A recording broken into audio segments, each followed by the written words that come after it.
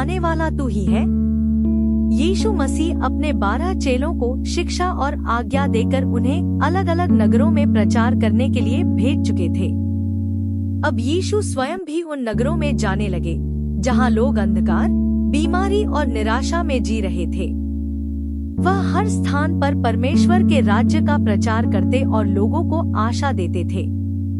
उसी समय यूहन्ना बपतिस्मा देने वाला बंदी गृह में था, जिसने कभी यरदन नदी के किनारे निर्भय होकर घोषणा की थी, देखो, यह परमेश्वर का मेम्ना है।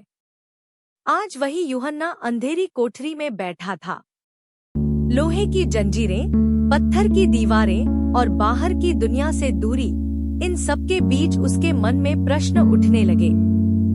बंदी गृह में रहते हुए यूहन्ना ने सुना कि यीशु बीमारों को चंगा कर रहा है, अंधों को दृष्टि दे रहा है और गरीबों को सुसमाचार सुना रहा है। परंतु उसका मन डगमगाने लगा। उसने सोचा, यदि यीशु ही मसीह है तो न्याय क्यों नहीं हो रहा? मैं अब भी कैद में क्यों हूँ?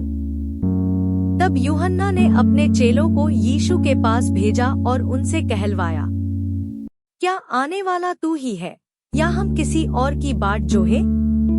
जब यूहन्ना के चेले यीशु के पास पहुँचे, उस समय यीशु लोगों को चंगा कर रहा था। किसी को दृष्टि मिल रही थी, कोई चल पा रहा था, कोई आनंद से रो रहा था। यीशु ने उनसे सीधे हाँ या नहीं कहा, बल्कि उसने कहा, जो कुछ तुम देखते और सुनते हो वह जाकर यूहन्ना से कह दो। और फिर यीशु ने बताया, अंधे देखते हैं, लंगड़े चलते हैं, कोढ़ी शुद्ध किए जाते हैं, बहरे सुनते हैं, मरे हुए जिलाए जाते हैं और गरीबों को सुसमाचार सुनाया जाता है। यीशु ने अंत में एक गहरी बात कही, और धन्य है वह जो मेरे कारण ठोकर न खाए।